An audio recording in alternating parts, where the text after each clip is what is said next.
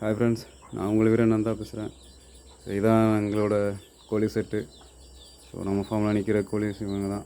So only நாட்டுக்கோழி breed மட்டும் தான் நம்மக்கிட்ட இருக்குது. ஸோ இந்த பெருவிடை சிறுவிடை சொல்லுவாங்கள்ல, ஸோ இதுவுமே என்ன ஃபுல்லாக எனக்கு தெரியாது. சரி, ஓரளவுக்கு. ஸோ ஒன்லி நாட்டுக்கோழி மட்டும் தான் நம்மகிட்ட இருக்குன்றதுக்காக, வீட்டு முறைப்படி வளர்க்குறன்றதுக்காக, வேறு மற்றபடி எந்த மெடிசன்ஸ் எதுவுமே கொடுக்கக்கூடாது. ஸோ முன்னாடிலாம் அப்படி தான் இருந்துச்சு. உங்களுக்கே தெரியும், நம்ம முன்னாடி பெரியவங்கெல்லாம் அப்பா அம்மாலாம் வளர்த்ததெல்லாம் இப்படி தான். அது அப்போலாம் எந்த இன்ஜெக்ஷன் இருந்துச்சு?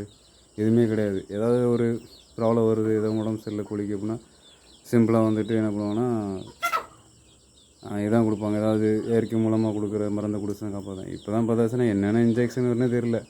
2 வீக்குக்கு ஒன்று, பிறந்த குஞ்சுக்கு இன்ஜெக்ஷனு. ஸோ இதெல்லாம் சாப்பிடும்போது இப்போ என்ன மாதிரி எஃபெக்ட்லாம் உடம்புக்கு ஆகுதுன்றது வந்துட்டு மக்களுக்கு எப்போ தெரிய போகுதுன்னு தெரியல. ஸோ ஒரு ஒரு 2 மாதம் குஞ்சுக்கு கிட்டத்தட்ட பார்த்தாச்சுன்னா ஒரு 4-5 இன்ஜெக்ஷன் கொடுத்துட்றாங்க. அது ஒரு ட்ராப்பாக இருக்கட்டும், இல்லை 2 ட்ராப், எவ்வளோ கம்மியான ஒரு எம்எல் 2 எம்எல் எவ்வளோ வேணாலும் இருக்கட்டுமே. பார்த்தீங்கன்னா அந்த முறைப்படி நான் வளர்க்கக்கூடாதுன்றது என்னோடய ஃபஸ்ட்டு ஒரு எய்மே. சுத்தமாக இயற்கை முறைப்படி நம்ம எப்படி வீட்டில் வளர்ப்போம், ஸோ அந்த மெத்தடில் தான் வளர்க்கணுன்றது தான் என்னோடய ஆசை. ஸோ அதை தான் நம்ம இப்போ பண்ணிகிட்ருக்கோம்.